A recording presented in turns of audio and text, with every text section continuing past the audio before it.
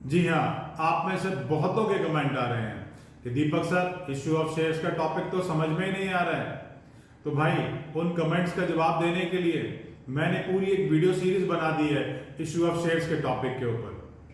Link description box में डाल दिया है, वहां जाकर के आप उस वीडियो सीरीज को परचेज कर सकते हैं। कॉस्ट सिर्फ 200 रुपए है। और उस वीडियो सीरीज की एक खासियत है कि अगर एक बार टॉपिक आपने उस वीडियो सीरीज से पढ़ लिया, समझ लिया, तो यार कहीं और से पढ़ने की जरूरत नहीं आएगी। सो देर ना कीजिए, फौरन जाइए उस लिंक पर और उस वीडियो सीरीज को परचेज करके देखिए। ये टॉपिक हमेशा के लिए क्लियर हो जाएगा।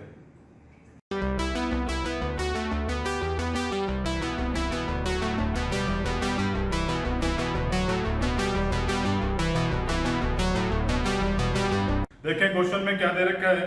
क्वेश्चन में लिखा है a company issued for public subscription 40,000 equity shares of ₹10 each at a premium of ₹2 per share payable as under. Application पर ₹3, अलॉटमेंट पर ₹4 इंक्लूडिंग प्रीमियम। मतलब प्रीमियम कितना है? प्रीमियम ₹2 है, तो अलॉटमेंट कितनी रह जाएगी? अलॉटमेंट भी ₹2। तो 2 + 2 करके अलॉटमेंट आ गई। फर्स्ट कॉल ₹2 की, सेकंड कॉल ₹3 की। Applications were received for 70,000 shares. Allotment was made pro rata to the applicants of 50,000. Pro rata allotment कर दिया 50,000 को, तो बाकी रिमेनिंग्स को हमने जो है रिफ्यूज कर दिया। रिमेनिंग कितने बचे? 20,000। 70,000 एप्लीकेशन आई, 50,000 को प्रो राटा कर दिया, तो बाकी रह गए 20,000। 20,000 को हमने मना कर दिया। Money overpaid on application was applied towards some due on allotment. जितना भी पैसा फालतू आ गया है उससे अलॉटमेंट पर एडजस्ट कर देंगे।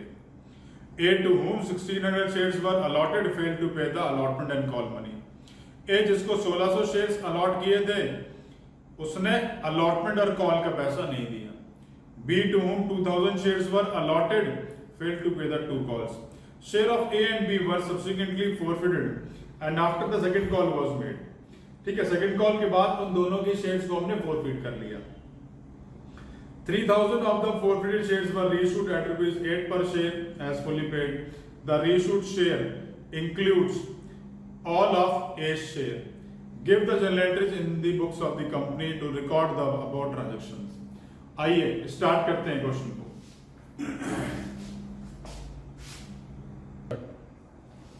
अब क्वेश्चन में देखें कि सबसे पहले एप्लीकेशन कितनी आई है।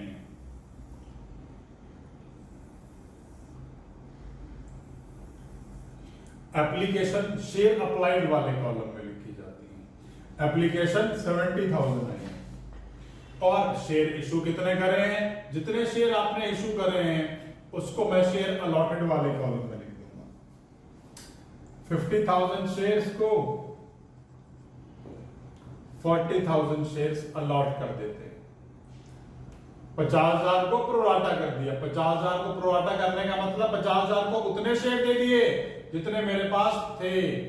बाकी कितने रह गए? बाकी रह गए 20,000, क्योंकि टोटल था 70,000। 70 में से 50 एडजस्ट कर दिए, 20 रह गए। 20 को कोई शेयर नहीं दिया। अब भाई एप्लीकेशन कितने का है? एप्लीकेशन है ₹3 का। 50,000 शेयर्स पर एप्लीकेशन अगर ₹3 की है तो वैल्यू हो गई 1,50,000। 20,000 शेयर्स पर अगर ₹3 की वैल्यू है तो वैल्यू हो गई 60,000 और टोटल वैल्यू 2,10,000। इन दोनों को ऐड कर लिया, इस कॉलम को मल्टीप्लाई किया था एप्लीकेशन से। यहां लिखा कैसे? 50,000 इंटू 3, 1,50,000, 20,000 इंटू 3, 60,000। सेकेंड वाले कॉलम को मल्टीप्लाई करूंगा, यहां लिख दूंगा 40,000 into application money. Application money ₹3 है, 1,20,000, 1,20,000। 1.5 लाख रुपए आ गया, आना चाहिए 1,20,000। बाकी 30,000 रुपए मैंने अलॉटमेंट पर डाल दिया क्योंकि एक्सेस आ गया था एप्लीकेशन के टाइम। और 20,000 शेयर जिन्हें कोई भी शेयर नहीं दिया उनके पैसे आए 60,000 और वो पैसा मैंने वापस कर दिया। तो भाई ये मैंने वर्किंग बनाई है। अब इसको देख करके क्वेश्चंस में वैल्यूज लिख दूंगा। आइए जर्नल एंट्री की तरफ चलते हैं। भाई जर्नल का मैंने कोई फॉर्मेट नहीं ड्रॉ किया है। आप लोग प्लीज सब लोग कर लीजिएगा और नरेशन भी डाल लीजिएगा।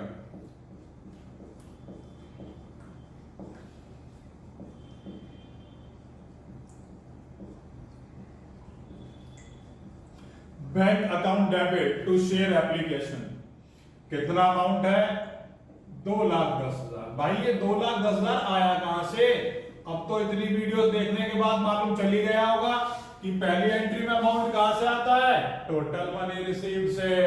तो यही टोटल मनी रिसीव्ड का पैसा 2,10,000 मैंने यहां लिखा है, भूल मत जाना। शेयर एप्लीकेशन, अगली entry share application account debit, जितने से यहां क्रेडिट हुआ अगली एंट्री में उतने ही अमाउंट से डेबिट कर दूंगा। इसके बाद to share capital,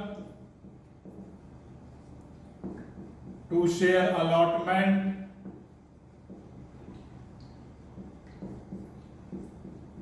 to bank. अब इनकी वैल्यूज कहां से आएंगी? तो भाई टेबल किस लिए बनाई है? टेबल इसीलिए तो बनाई है, एप्लीकेशन का पैसा शेयर कैपिटल में, अलॉटमेंट वाला अलॉटमेंट में, और बैंक वाला बैंक में। ये आ गया 1,20,000 एप्लीकेशन मनी वाले कॉलम का पैसा, अलॉटमेंट वाले का 30,000 और बैंक वाले का 60,000, और इस तरह से मैंने ये एंट्री का अमाउंट लिख दिया। चलिए अलॉटमेंट मांग लेते हैं, शेयर अलॉटमेंट अकाउंट डेबिट,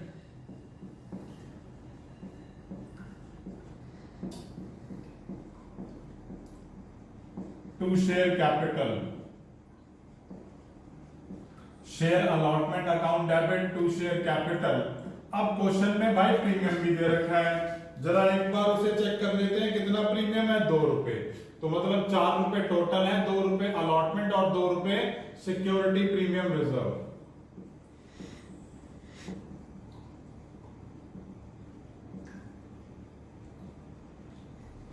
कितने शेयर है टोटल? टोटल हमारे पास 40,000 शेयर्स हैं। तो इन सारी फिगर्स को 40,000 से मल्टीप्लाई कर देता हूं, 1,60,000, 80,000 और भाई 80,000। आइए फोर्थ एंट्री लिखते हैं, पैसे को रिसीव कर लेते हैं। बैंक अकाउंट डेबिट,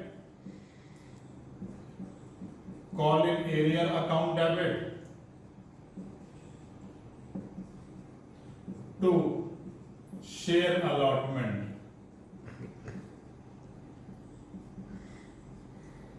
अब टोटल अलॉटमेंट पे कितने आने हैं? 1,60,000, 1,60,000। इसमें से अलॉटमेंट पे कितने पैसे हैं? 30,000। वैल्यू कितनी आ गई? 1,30,000। अब इस 1,30,000 में से एरियर कैलकुलेट कर लेते हैं कि भाई कितना पैसा बाकी रह गया। ठीक है जी। अब एक शेयर होल्डर जिसका नाम ए है, A to whom 1,600 shares were allotted, उसने बता दिया कि ये शेयर कौन से हैं? अलॉटेड वाले शेयर हैं। Fail to pay the allotment and call money. तो आइए, क्योंकि अलॉटमेंट का कुछ पैसा एडवांस आ रहा है तो उसे कैलकुलेट करना पड़ेगा। 1,600 अलॉटेड है, इसलिए शेयर अलॉटेड वाले कॉलम में लिख दिए। अब इन्हें मल्टीप्लाई कर लेंगे diagonally, 1,600 into 50,000 divide by 40,000, 1,600 into 50,000 divide by 40,000। ये वैल्यू हम कैलकुलेट कर लेंगे, ये वैल्यू आ जाएगी 2,000। अब 2,000 आ गए तो 2,000 के हिसाब से इस शेयर होल्डर ने कितने पैसे दिए होंगे? एप्लीकेशन मनी कितनी है? 3 रुपए। तो 2,000 शेयर्स पर अगर 3 रुपए आए तो कितने हो गए? 6,000। लेकिन उसको तो सिर्फ 1,600 शेयर दिए थे यार, तो 1,600 के हिसाब से कितना बना? 4,800। तो 6,000 आ गए, आने इतने चाहिए, बाकी जो फालतू आ गए वो अलॉटमेंट पर डाल दिए। अब 1,600 शेयर से अलॉटमेंट 4 रुपए की है, तो मतलब 6,400 अलॉटमेंट पर 6400 जो है हमारा वो अलॉटमेंट का पैसा बनता है। अब इसमें से 1200 तो पहले से ही आए हुए हैं, तो बाकी कितने रह गए 5200। ये जो 5200 है ये क्या है, ये इस शेयर होल्डर ने अलॉटमेंट पर पैसा दिया नहीं है, amount not received on allotment. अब भाई 5200 अलॉटमेंट पे रिसीव नहीं हुए, तो भाई यही तो वो कॉलिंग एरिया की डिफॉल्ट है जो हमें कैलकुलेट करनी थी, ये हमने कर ली। 130 में से इतना तो पैसा आया नहीं, तो आया कितना है 1,24,800। ये पैसा वो है जो हमने रिसीव कर लिया। आइए फर्स्ट कॉल का पैसा कॉल कर लेते हैं। Share first call account debit to share capital. अब first call to share capital में कितना पैसा आएगा भैया, कितने पैसे हैं टोटल उसका हिसाब देख लेते हैं एक बारी। कितने पैसे हैं share first call to share capital में, इसके पास टोटल शेयर है 40,000 शेयर्स पर फर्स्ट कॉल का पैसा कितना है 2 रुपए, तो 2 रुपए से मल्टीप्लाई कर लेते हैं, वैल्यू हो गई 80,000।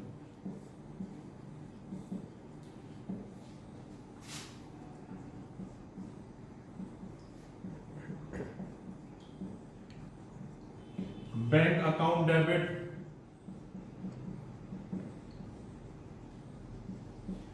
Call in arrear account debit to share first call. अब शेयर फर्स्ट कॉल में कितने पैसे आ गए 80,000। उस 80 में से अब एक शेयर होल्डर तो ये जिसके पास 1600 शेयर्स हैं, और एक शेयर होल्डर बी है जिसके पास 2000 शेयर अलॉट हैं, तो टोटल अब शेयर्स कितने हो गए 3600। इन्होंने 2 रुपए नहीं दिए, जिस मीन 7200 रुपीज, वो 7200 रुपीज नहीं मिले। तो 80 में से अगर इतना लेस कर दूंगा तो कितना रह जाएगा 72,800। ये पैसे मुझे फर्स्ट कॉल के रिसीव हो गए।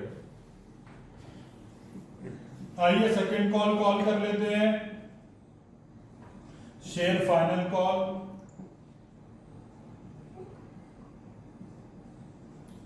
Account debit to share capital.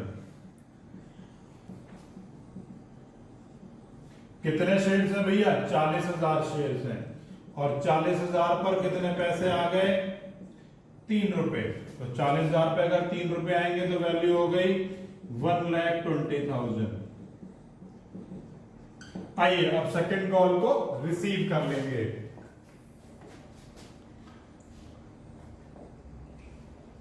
Share second call, share या share final call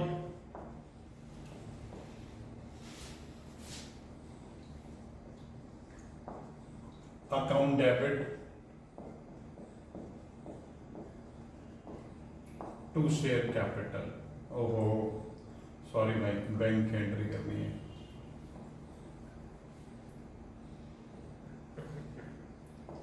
bank account debit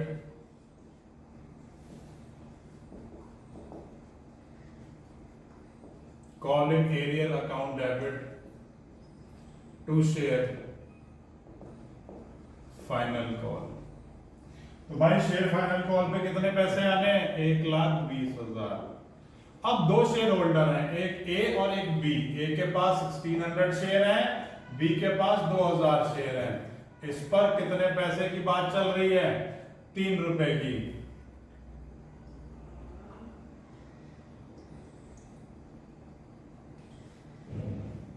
$10,800।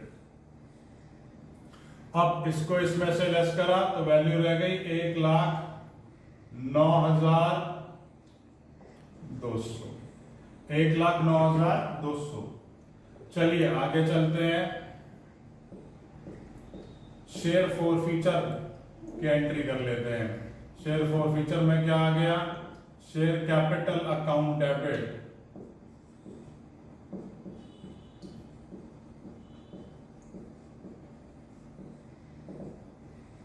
To share for feature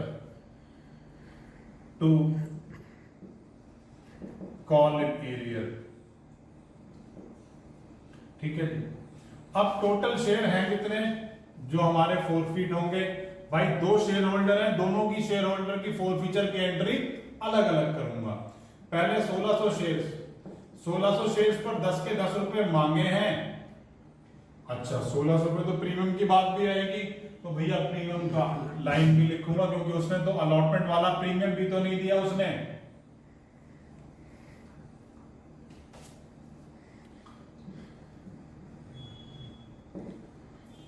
security premium reserve account debit to share forfeiture to call in arrear. अब हिसाब किताब लगा लेते हैं कैसे कैसे कितना कितना आएगा। भाई प्रीमियम के कितने पैसे नहीं दिए? प्रीमियम के 2 रुपए नहीं दिए। अब बात आ गई शेयर फॉर फीचर की, ये फिगर लिख देता हूं यहां पर 3200। अब फोर फीचर के आगे तो वो पैसा आता है जो हमें मिल चुका होता है, और मिला हुआ पैसा तो हम कहां से देखते हैं? भाई यहां से देखते हैं टेबल से। जो भी हमारा टोटल मनी रिसीव्ड आ रहा है इस शेयर होल्डर का, उसको देख करके लिख देंगे। तो ये अमाउंट आ गया 6000। तो शेयर फॉर फीचर में मैंने लिख दिया भैया 6000। अब बात आ गई कॉल इन एरियर्स की, इसका अमाउंट कैलकुलेट कर लेते हैं और देखेंगे अलॉटमेंट पे कितने पैसे नहीं दिए। तो आइए अलॉटमेंट भी टेबल से देखनी पड़ेगी क्योंकि ये शेयर होल्डर हमने टेबल में ड्रॉ कर रखा है। ये अमाउंट है जो उसने हमें नहीं दिया अलॉटमेंट पे। तो चलो भैया इसे भी लिख लेते हैं 5200। इसके बाद 1600 शेयर्स पर 2 रुपए की तो फर्स्ट कॉल नहीं आई, और भाई 1600 शेयर्स के ऊपर 3 रुपए की सेकंड कॉल नहीं आई। तो ये कितना हो गया 5200 प्लस 3200 प्लस 4800। इस तरह से इनका टोटल कर लेते हैं। अमाउंट हो गया 13,200। ठीक है भाई, ये हमने 1600 शेयर्स की फोर फीचर की एंट्री कर दी। आइए अब जो दूसरा शेयर होल्डर है उसकी भी फोर फीचर की एंट्री कर देते हैं। इन दोनों ही एंट्रीज में हम लोग एक बात का ध्यान रखेंगे कि दोनों एंट्री अलग अलग करें। अगर दो शेयर होल्डर हैं तो दोनों का अमाउंट अलग अलग ही कैलकुलेट करने की कोशिश करें। और पहले वाले शेयर होल्डर ने भाई प्रीमियम का पैसा दे दिया है और दूसरे वाले ने पहले वाले ने नहीं दिया था, तो इसलिए मैंने एसपीआर डेबिट करा। और इस वाले ने क्या करा है? इस वाले ने तो भाई प्रीमियम का पैसा दे दिया। कैसे मालूम चला? उसने अलॉटमेंट दे दी और प्रीमियम किसके संग था? अलॉटमेंट के साथ। तो वो पैसा आ चुका है। तो जब प्रीमियम का पैसा रिसीव हो जाता है तो हम उसको कहीं भी नहीं लिखते।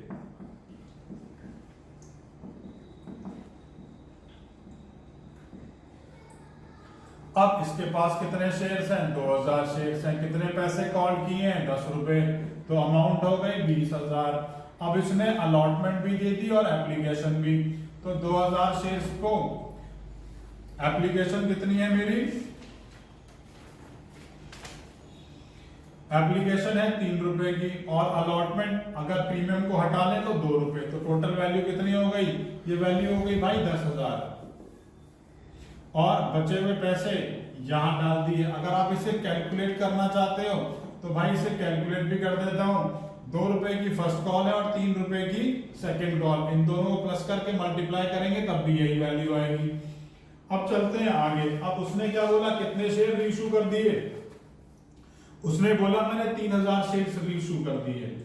जब उसने 3000 शेयर्स को रीइश्यू करा है तो आगे देखेंगे किस रेट से करा है। Reissue at ₹8 as fully paid, मतलब 8 रुपए में बेच दिया। कितने का शेयर था भाई? शेयर था 10 रुपए का। फुल्ली पेड मतलब पार वैल्यू, और पार वैल्यू या फुल्ली पेड किसके आगे आता है? शेयर कैपिटल के। अब 10 का माल अगर 8 में बेचेंगे तो क्या हो जाएगा? 2 रुपए का घाटा, 2 रुपए का नुकसान। और नुकसान किस नाम से लिखेंगे? Share for feature. कितने शेयर्स हैं? 3000। सारी फिगर्स को 3000 से मल्टीप्लाई कर देता हूं और इसकी वैल्यू यहां पर लिख दूंगा 24,000, 6,000, 30,000। तो इस हिसाब से हमने ये रीइश्यू की एंट्री कर ली। चलिए अब आगे, अब शेयर फोरफीचर का जो बैलेंस है उसको कैपिटल रिजर्व में ट्रांसफर कर लेते हैं। Share forfeiture account debit to capital reserve.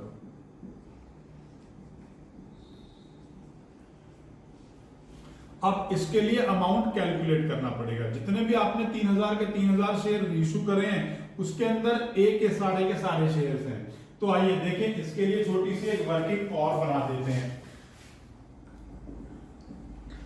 3,000 share total reissue थे। इस टोटल में से ए के सारे हैं। अब ए तो वो शेयर होल्डर है जिसके पास कितने शेयर थे, टोटल 1600 शेयर्स थे। तो 1600 के 1600 पूरे ले लिए। अगर इसके पूरे लिए हैं तो भाई शेयर होल्डर बी का कितना पैसा आएगा, शेयर होल्डर बी के आएंगे मेरे कितने, उसके पास टोटल शेयर कितने हैं 2000, और हमने उसमें से कितने लेने हैं कि 3000 हो जाए, 3000 माइनस 1600 तो बाकी रह गए 1400। ठीक है भैया, अब इनका फोरफीचर का बैलेंस निकाल लेते हैं। 1600 शेयर्स का बैलेंस देख के आएंगे हम चल के एंट्री में कि कितना बैलेंस है। 1600 शेयर्स का शेयर फोरफीचर का क्रेडिट बैलेंस 6000 रुपए है, और जो 2000 शेयर्स है उसका बैलेंस 10,000 है। तो आइए, 1600 का 6000 था तो 1600 का 6000 यहां लिख दिया मैंने, और 2000 शेयर्स का था 10,000, तो 1400 शेयर्स का कितना हो जाएगा।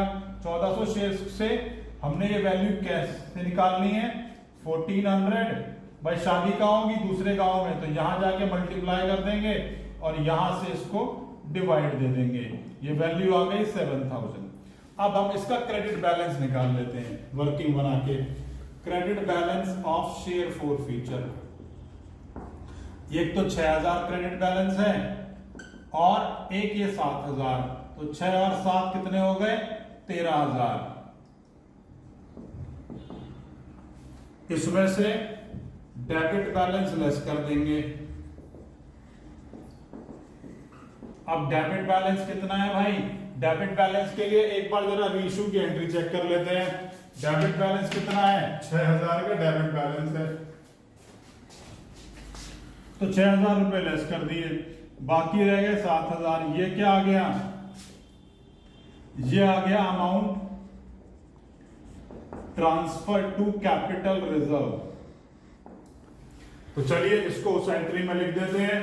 एंट्री क्या है, share forfeiture to capital reserve. Finally question इसी तरीके से करना है। क्वेश्चन में कोई भी डाउट आ रहा है नीचे कमेंट बॉक्स में कमेंट कर सकते हैं। वीडियो अच्छी लगे तो लाइक बटन जरूर प्रेस कीजिएगा, और इस टॉपिक के ऊपर मैंने एक पेड वीडियो सीरीज बना रखी है पूरी, ताकि चैप्टर को इस हिसाब से उस सीरीज में मैंने एक्सप्लेन किया है कि आपको सारे के सारे पॉइंट्स हमेशा के लिए क्लियर हो जाएंगे। आप उसको परचेज कर सकते हैं, लिंक मैंने डिस्क्रिप्शन बॉक्स में डाल दिया है।